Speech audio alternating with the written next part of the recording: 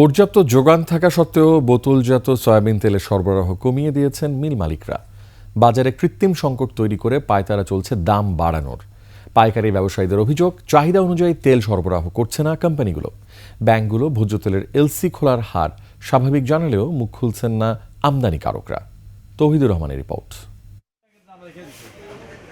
ভোজ্য তেলের দাম সহনীয় রাখতে কয়েক দফা শুল্ক কমিয়েছে সরকার, তবে সুফল পাচ্ছেন না ভোক্তারা।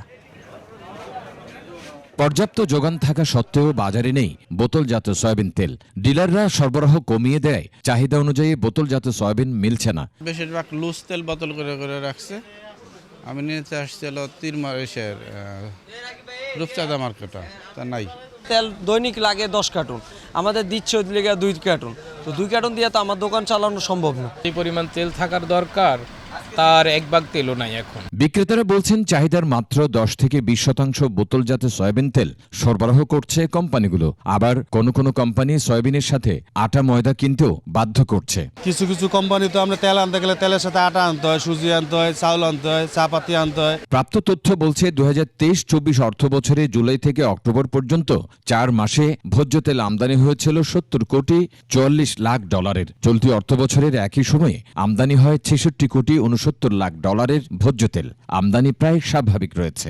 আগে মানে কত লিটার পাইতাম বলে না, গোডাউনে বাইদে 4-5 তেল থাকতো। আমারও ওই গোডাউনে বাইদে কিছু নেই। কিন্তু এখন তো চাহিদা বেশি, এখন তো মনে হচ্ছে আমার আরও লাগবে, তার কোম্পানি দেওয়া সম্ভব না।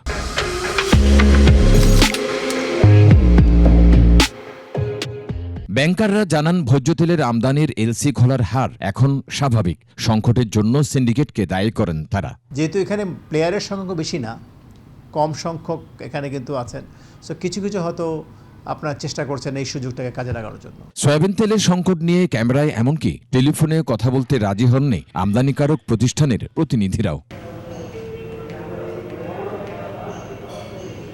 দেশে বছরে ভোজ্য তেলের চাহিদা 24 লাখ টন, এর মধ্যে 21 লাখ টন আমদানি নির্ভর।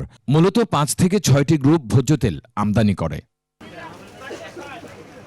জানা যায়, আন্তর্জাতিক বাজারে মূল্যবৃদ্ধির অজুহাতে স্থানীয় বাজারে ভোজ্য তেলের মূল্য বাড়াতে সরকারের বিভিন্ন পর্যায়ে দেন দরবার করছেন আমদানিকারকরা।